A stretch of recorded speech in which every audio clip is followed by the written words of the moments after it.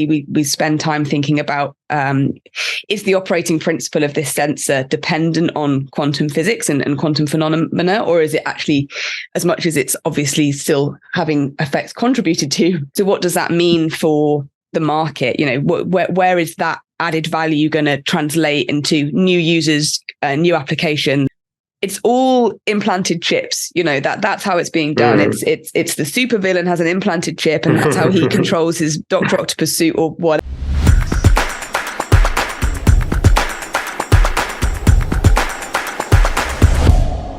Hi, welcome to the IDUN Technologies podcast. My name is Melnykowycz. I'm a product lead designer by IDUN Technologies. I'm very happy to be joined today by Tess Skirm from IDTechEx. Hi, Tess. Hi, great to be here. Thanks very much for coming on. Really interesting to get your perspective today. As a background where we're doing a lot of wearable technology, brain-computer interface design at IDUN Technologies, and you're quite an expert in what's actually happening in the world outside of our little company and the industry. So very happy to talk to you today, get your feedback on what's happening. How'd you come to the place you are right now? Yeah, sure. Yeah. So my background is I started out as an engineer. So I did an engineering degree, and I found that my passion in that subject, as much as I was originally studying aerospace, was actually really in the sensor technology side of engineering. So developed a real interest in sensor technology that led me to carry on and do a master's in that topic at Cambridge, where I'm still am now. Did a PhD there that was actually in the quantum sensing space, which was fantastic and very interesting. But I felt that really my heart was still in the broader sensor space and kind of engineering in general. So then that's when I found myself with IDTechEx and just cover, a whole range of emerging technologies within the sensor space, including wearable technologies, and quantum technologies. So kind of broad and diverse, but with a sensor theme is an overview for me. Yeah, it's really interesting how we're really going from, let's say, more of these traditional IMU motion-based sensors, heart rate sensors, to really more exotic things like the quantum verse. How do you draw the line between some of these sensor technologies? When you really talk about quantum, what does that mean? Yeah, it's a great question. So, segmenting technologies within the sensor space can be challenging as it is, and that's actually a big part of my role is coming up with, useful ways to segment the space. When it comes to the classical space and the quantum space, actually, much as it's obviously still having effects contributed to by the quantum world, is the operating principle ultimately classical. So yeah, that's a big part of what we do, is thinking about that, and then also kind of thinking about when we classify, is something an incumbent or is it emerging? It's slightly unrelated to wearables and so on, but we can think about, is there an emerging market for this sensor type? Okay, it may technically be operating on a quantum principle, but you could say that of sensors that go within hard drives. That doesn't necessarily mean that it's a brand new emerging space. So trying to really pick out the innovations that have got disruptive potential really is another important role of what we're doing. Yeah, it seems like things are becoming quite ubiquitous with sensors, smartwatches. We have a ton of data which is collected, generated day by day, but I'm not sure if we're actually making use of it just yet. Yeah, for sure. And again, it comes down to, is the sensor data giving us something that we actually value and that we don't already know? So particularly within the the brain interfacing space and the related brain imaging space, you really see that it's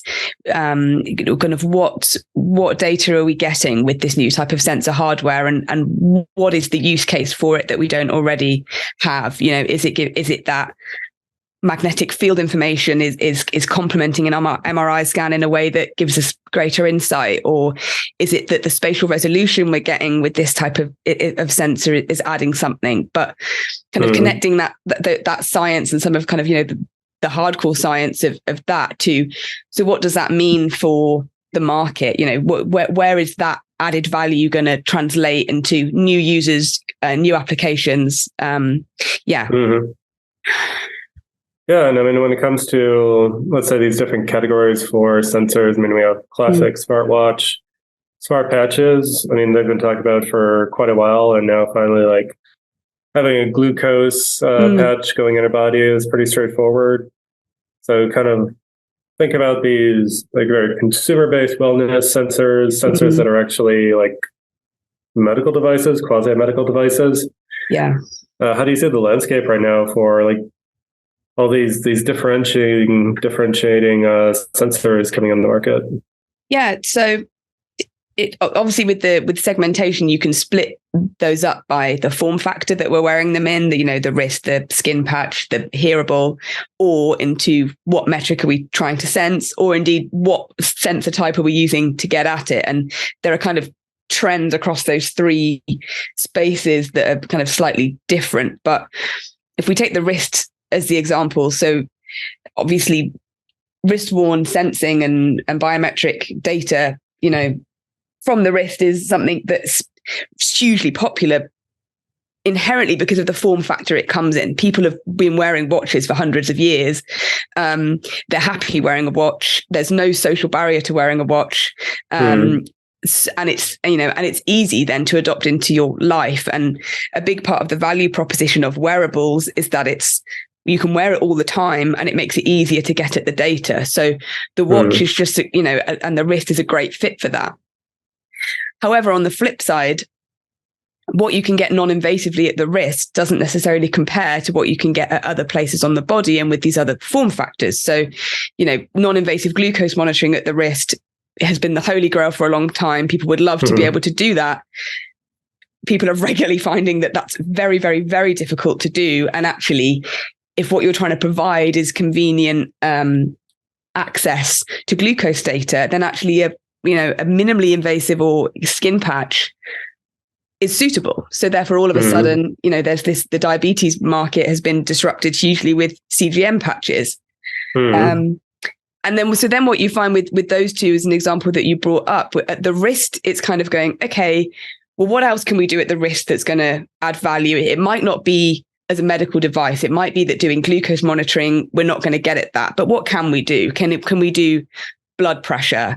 Can we do more accurate motion sensing to work out exactly what activity type you're doing?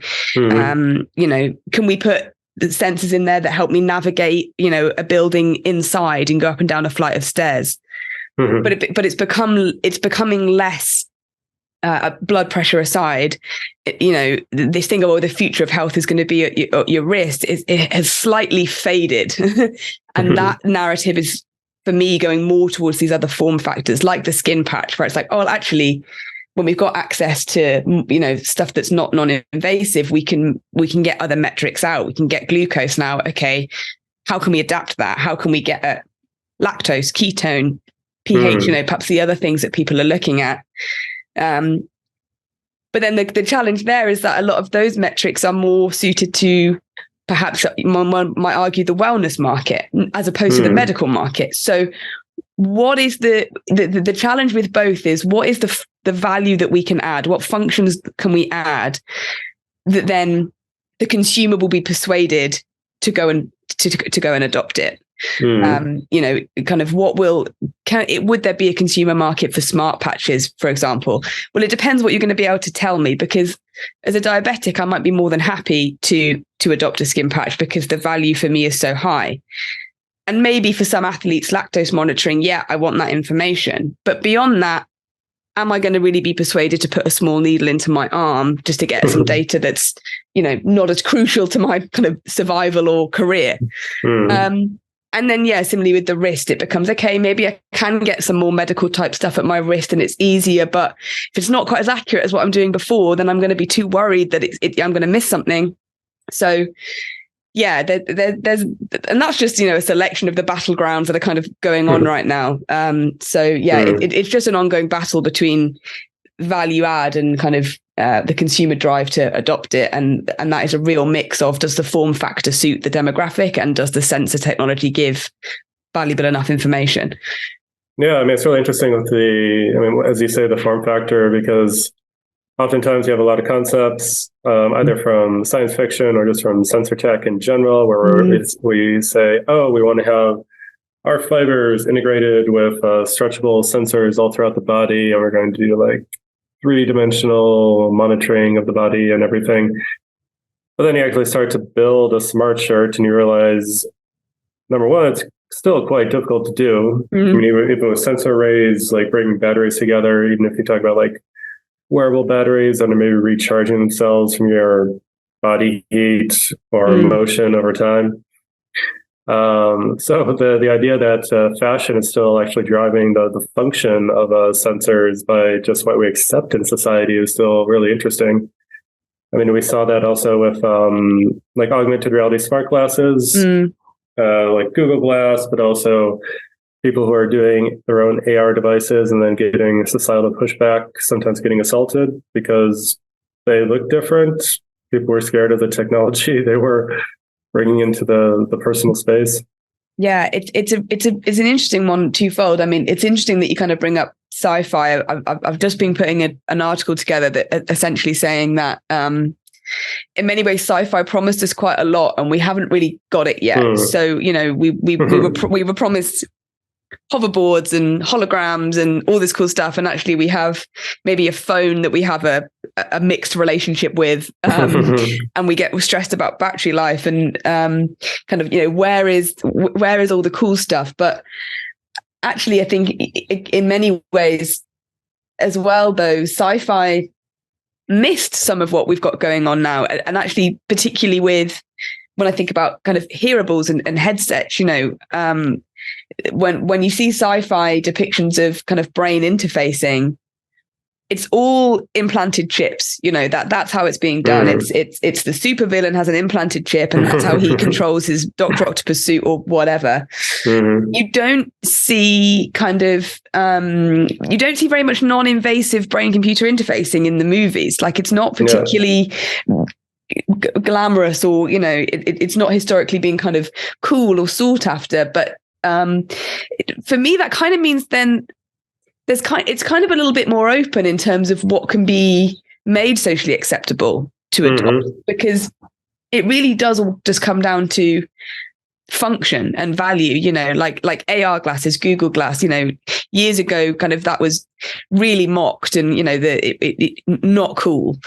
Now that's not so much what we're seeing. Like now with AR glasses, it's becoming a lot more mainstream, probably socially driven in part by the success of virtual reality for gaming. Kind of wearing headsets is becoming a little bit more common. And then crucially, the optics technology for augmented reality glasses means that actually they're quite useful. They're getting at a point where I've tried some out, and I can imagine thinking, yes, it would be great to have Google Maps overlaid over my eyes as I walk around a foreign city, or have a real-time translation, or I'd love to be able to interact with my phone and not have to look at my phone. That would be great. So I can see that the trend, and actually I think that's really important when it comes to kind of brain control interfacing and human machine interfacing, is the AR trend and the kind of quote unquote metaverse trend. Because if AR becomes more ubiquitous, then the next question is, well, how are we controlling it? How are we interacting with it? If the whole benefit is I don't want to be staring at my phone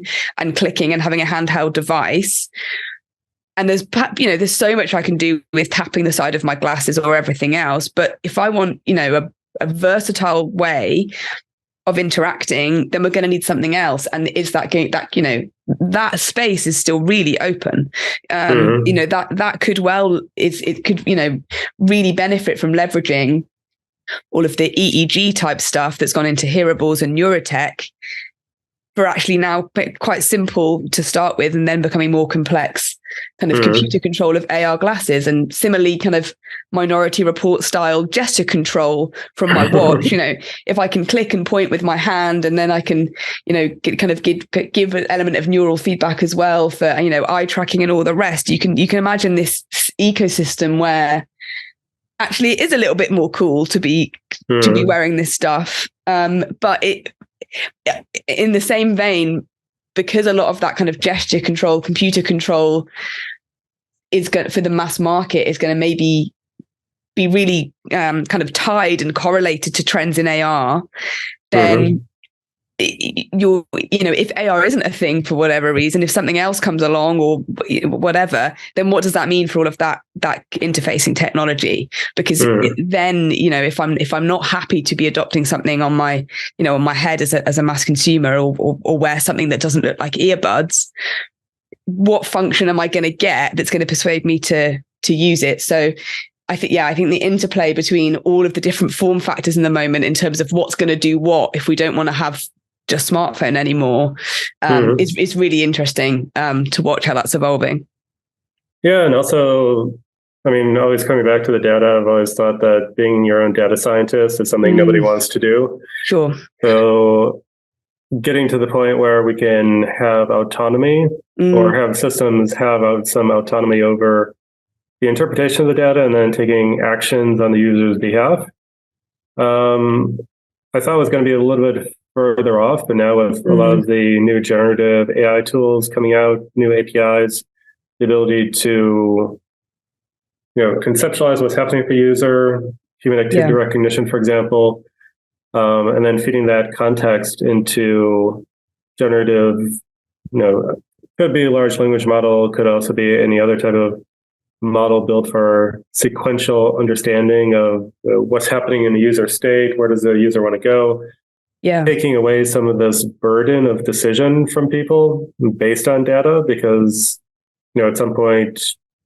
in the metaverse, wherever, you have too much information coming in, you're limited by what you can interpret. So we have to have these systems working together, which also take over the interpretation. Much the same way when we walk down the street, we have a ton of different things going on all throughout our body, muscle movement, balance that we're not really cognizant of, we don't really think about, but it's happening to keep us from falling down.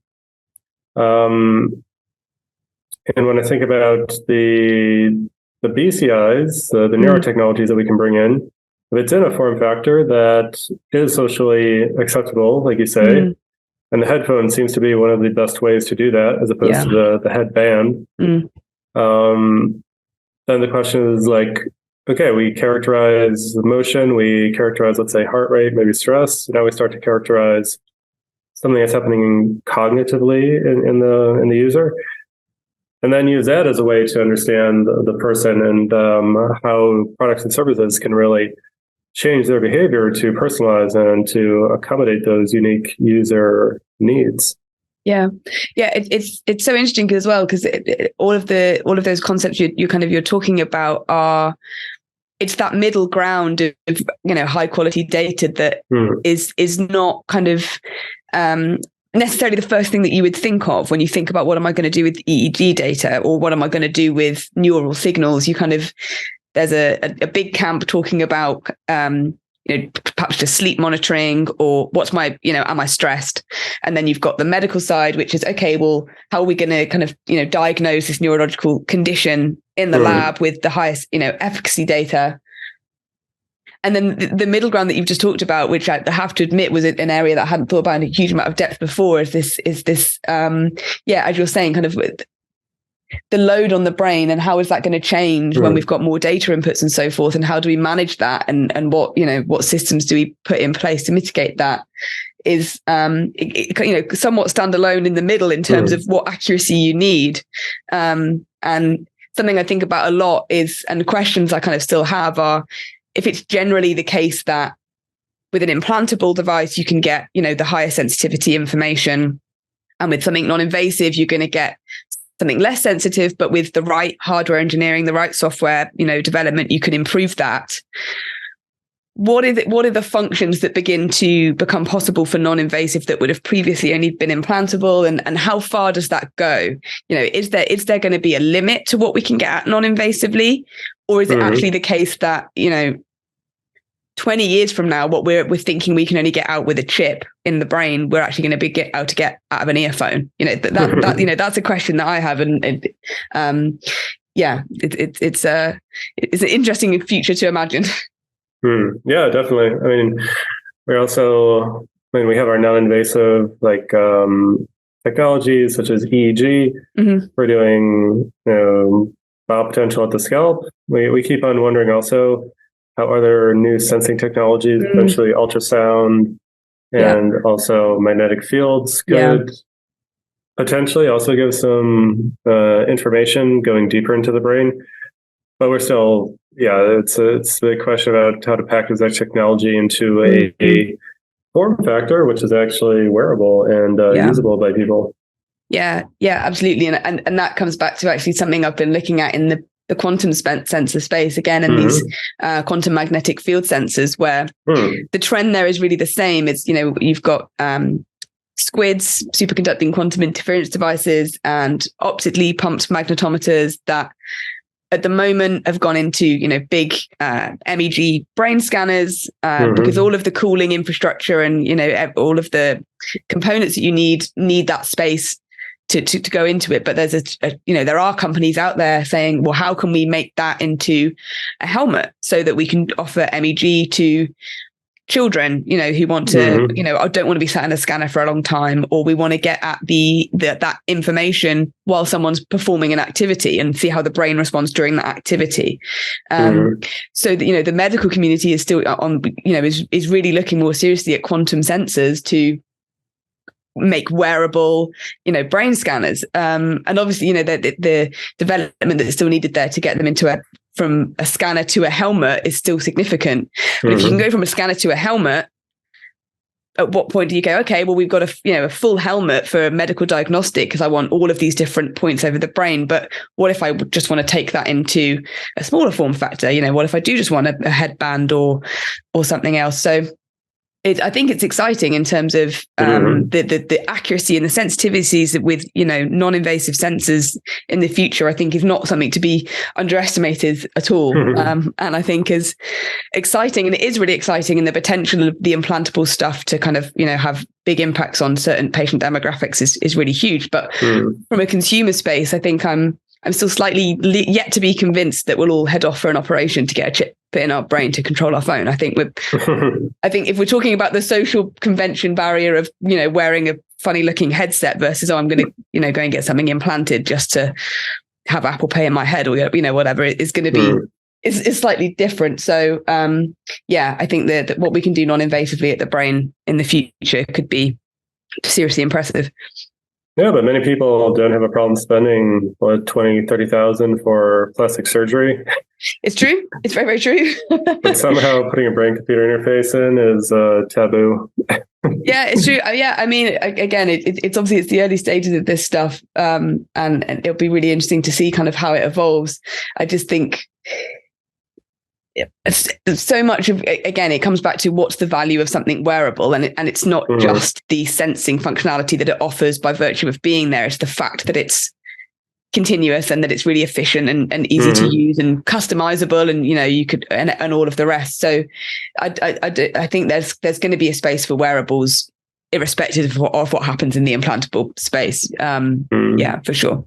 Yeah, it was also interesting what you said earlier about this idea, first trying to do everything at the wrist. I also worked on blood pressure monitors for a long time. Seems like someone's always trying to do blood pressure at the wrist. Hasn't really happened yet. Yeah.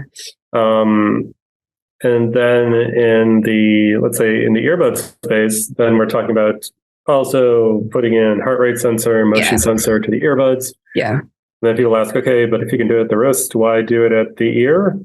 Yes. And I'm also wondering how you see this idea of having distributed sensors over the body. Maybe they're measuring the same thing, not always at the same time, but you can have hybrid continuous sensing.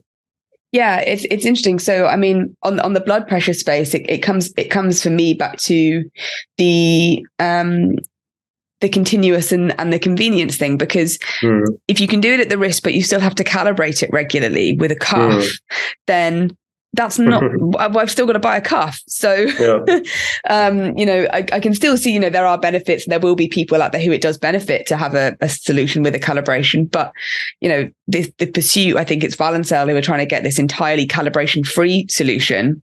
That could certainly, tick the box of being more convenient to use than some of the others right now. In terms of, why would I measure my heart rate in the ear if I can already do it at the watch? And I think the market kind of definitely told us that was a problem, because there was this trend of, sports earbuds, and then didn't really have success. And I think it's the value that's missed there in the watch, is that I'm also seeing my data in real time. So I'm not just sensing at the wrist, I'm displaying at the wrist, and I'm communicating. So if I'm the type of athlete who wants to measure my heart rate and steps and everything else, I probably want to see my running time and see what my pace is doing. So I'm going to adopt a smartwatch because I need that. And then if I've got it at the wrist, I'll just have cheap earbuds or, whatever I want. I'll focus on sound quality for my audio. I don't need to measure it twice because it's not giving me anything new. If it's going to give me something new, I might adopt it. Like, I think Under Armour have now put out some running shoes with some motion sensors in, and that can add some value because it can tell you something about your gait, which your watch maybe could do, but not to the same way. But I think competing with the fact that the wrist can both sense and display is very difficult, except for the AR glasses. And I think for me, that's why they're such a big competitor to be a space where you might want to integrate more stuff. If I'm going to integrate more sensors, it's probably going to be at something that's to do with AR, because I'm getting the display that I'm, that I would be missing at my watch if I didn't need it anymore. But in terms of kind of, quantified self, sensors everywhere, it comes back to why. What am I doing it for? I think as well, perhaps somewhat cynically, I have a feel that with a lot of the consumer market, they want quite a short-term win on their information. So they like doing their steps and their heart rate so much because that's instantly telling me, today I did this many steps. It helps me manage my lifestyle. It helps me manage my weight. I get better at running. I can share all my data, et cetera, et cetera. Some of the stuff that's exciting about the future in kind of the sensing space is using, more wearable sensor information to do things like predictive medicine. And over a long term, I can make some really personalized insights into my health. But that's quite a long-term win to be motivated to wear all of this stuff. So what am I getting in the short term that means I'm going to then benefit from all the data collection long term? Because it's a slightly unrelated, but like another sensor technology I write about is gas sensor technology. And I see it kind of the same there. So air quality obviously hugely impacts our health. We should be really worried about it. Like, it's such a big problem. But how many of us are actually continuously monitoring our air quality in our homes? How many are actually investing in those solutions that exist? And I have one of my arguments is that some of the reason that consumer market is slightly limited is because there's no short-term win to the information necessarily. Like I know that it's going to, in fact, impact my lung health long-term. I should be optimizing my air quality, but I don't get that quick win today of here's the data. And I think that can be a challenge. And I don't necessarily mean there aren't ways around achieving that. I think there are. I just think that consumers have to be handed that easy win. They're not going to come up with it on their own. So there's a big burden on companies to come up with systems, apps, solutions, whatever it might be that, put that in front of them. Yeah, that reminds me. I was talking to a guy a couple of years ago in a startup accelerator, and we were talking about the idea of like the CO2 content in the air, then impacting like your cognition and decision-making abilities in a meeting. So if you see the CO2 is too high, then you have to open a window and then you can refresh your mind. Yep. But then we also have like these whole ecosystem products. I mean, in the smart home, your smart air purifier is now quite popular. Yeah. So I think integrated into a purifier is great because you're solving the problem and it's an actionable insight, something, a wearable, trend that is also in the gas sensor space, is you want an actionable insight.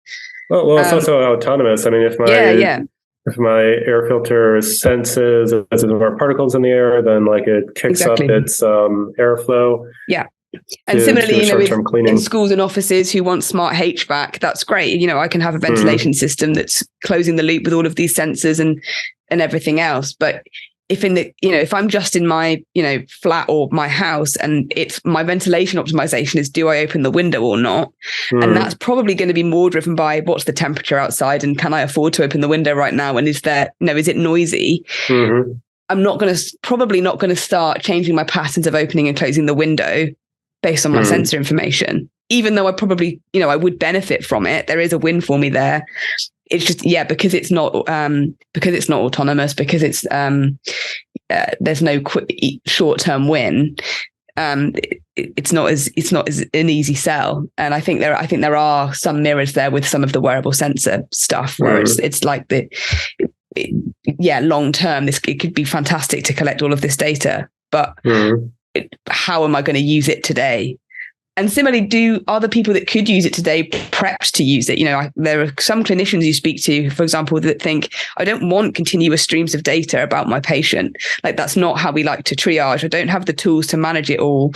I don't want to start, looking for things that aren't there. It kind of, a lot of the use of continuous data as a diagnostic is actually not well embedded into how a lot of medical professionals like to work. So, there's a lot of kind of stakeholders in the game that need to kind of come together and decide what's the best way of doing this stuff, and how can we make the best of it. Yeah, but it goes back to this idea of not needing to make a decision, that we can have autonomous systems doing it for us. Yeah. So like long term, if you see that your sleep quality or your cognitive performance during the day is related to your sleep quality, then you can automatically start to take some actions. But you have to understand the context. I mean, this is the whole thing. If there's just data, there's not understanding. If there's not understanding, there's no action a person can really take. Yeah. I'm really interested, essentially in line with what you just said, how we can have those long-term insights, but then are actually giving us something actionable or leading automatically to changes in our lifestyle. Like, if I'm sleeping poorly, my calendar should automatically try and optimize itself. Push meetings to the end of the day. So I think there's a lot of interoperability issues, which ideally are solved through easy API access, but you still need someone to actually sit down and then design how those systems would be interacting with one another. Or I guess theoretically an AI could do it, if we leave all the small decisions to AIs in the future to automatically find the best solution for us. And we find those solutions by collating data over hundreds, millions of people. Yeah, super interesting question, how to approach that. Yeah, and I think I wonder whether there are ways that there's maybe a middle ground of showing short-term value that doesn't depend on some ubiquitous ideological system. Could it be something like, I think, like a kind of with the IDUN technology, and the idea that you can start to link your daily life to your sleeping life, for an example, which is something that's been disjointed before. It's valuable, and then you can start connecting kind of your choices to things like your sleep or your emotional health. Could you have something that, as you said, something like calendar optimization, but something like, if it's more integrated in my smart home, does my lighting in my rooming in my room react to my mood or the sleep that I need? Does a little bit like what they're trying to do with cars as well, actually, in time to have cars reacting to emotional state. Should I have my radio be a bit louder or a bit quieter? Should I have my smart fridge of the future recommend this particular meal to me because it's got better nutritional value? Should I have a haptic suggestion on, to call my mum or, call a friend? Kind of, are there ways that we can kind of make it have value that doesn't have to be, kind of, I think really it's smart home essentially. It's smart home, I think, is where that shorter term opportunity is, because that's where we spend so much of our time sleeping and living. So simple stuff like the lighting, the volume of the TV, what films should I watch tonight, what radio channel should I listen to, could all be stuff that is, at the moment, we get suggestions based on algorithms, and no one really likes them, and maybe that's not true, but they have scope to be better. Well, they're very narrow still. I mean, I was talking about this recently in Tokyo, that when we can connect up brain computer interfaces to these recommendation engines, we can give a better personalization layer. Yeah. Because still it's just based on minute interactions on the platforms, but we're not really, again, understanding, pulling in the context of the user. Yeah. So it's really such a shame that we have all this data, but we look at individual parts of the user like in some very narrow focused ways, so that we don't have really the holistic view of how all these things are changing. Yeah. And adapting. Huh. Yeah. And it's like I think there's an example of someone made a film that reacts to neural information. You see a different plot based on how you're feeling about the movie. And I did another podcast talking about the future of podcasts, and they were saying, well, could audio content in the future be, the story that you're listening to, or the podcast, the next song you listen to can adapt to your mood instead of, shuffle or whatever. So I mean, I would definitely say yes. I mean, this is also what we're thinking, is that you want to have like a balance between or let's say original artistic intent and adaptability to people's individual needs. Yeah. But with generative audio, generative video, I mean, the real-time aspect will be there. Yeah. And so like these ideas of having adaptable games, adaptable media have been there for a long time. It's just a technology was never actually there to enable it. Yeah. But I think we're getting pretty close to it being a reality. Yeah. Yeah. It's exciting. I think you can certainly imagine kind of how much kind of gaming could be augmented with that kind of information. I kind of wonder already why there isn't, or maybe there are, and I just don't know, kind of where is the game that has my heart rate integrated into it already? Like that should be, that you'd think that'd be an easy win. But yeah, I think it's emotional state kind of integration into our kind of consumer devices, I think is super exciting. But, I also wonder if we're doing like generative media experiences, what does that mean for society? Because right now we still have a lot of glue in society, which is based around, let's say, shared experiences. So shared storytelling that we've had, from certain cultures grow up, they help to focus, or like the storytelling structure can be used as a model for how we imagine our lives are going to be. If millions of people think back to a particular type of music at a particular point in the evolution of whatever, it could be like the Beatles, it could be other music movements. Those like bring a lot of people together. And then if you don't have like one single type of media, but it's an adaptive media, I wonder how that changes also the identity of generations going forward. It's really interesting to think about.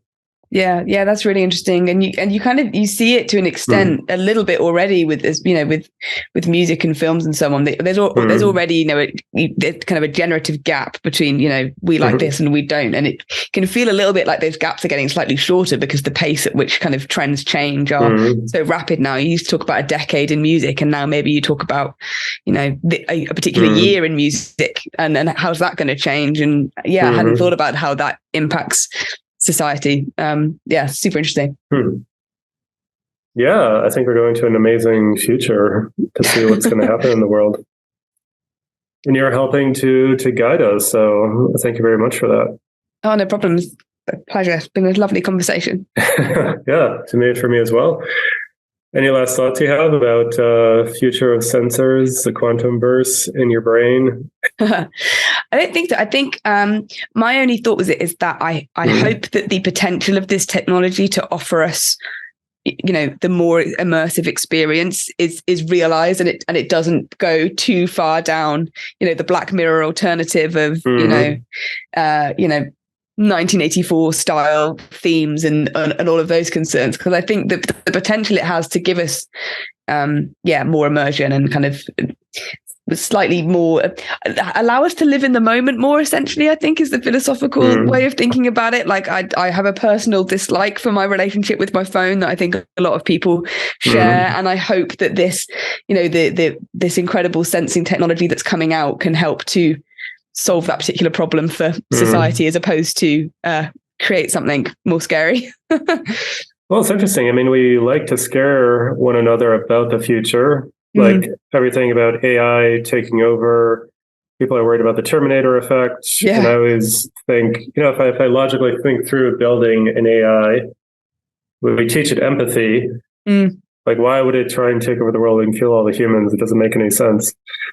But I guess it kind of goes back to the story structures we've had for hundreds of years. Yeah. We want to scare kids with fairy tales so they don't accidentally get lost in the woods. Yeah. Yeah. And we do that on a large population scale with new technologies. Yeah, for sure. Cool. So let's build a future that isn't so scary for everybody. Yeah. Cool. Well, thanks, Tess. It's really awesome to have you on the podcast. Look forward to some future conversations in the future as well, and following your work. Yeah. Thanks so much. Cool. Thank you. And thank everyone in the metaverse, in the YouTube, or wherever you're watching us. Looking forward to next conversations and new podcasts in the future. But from Switzerland and from Cambridge, adieu.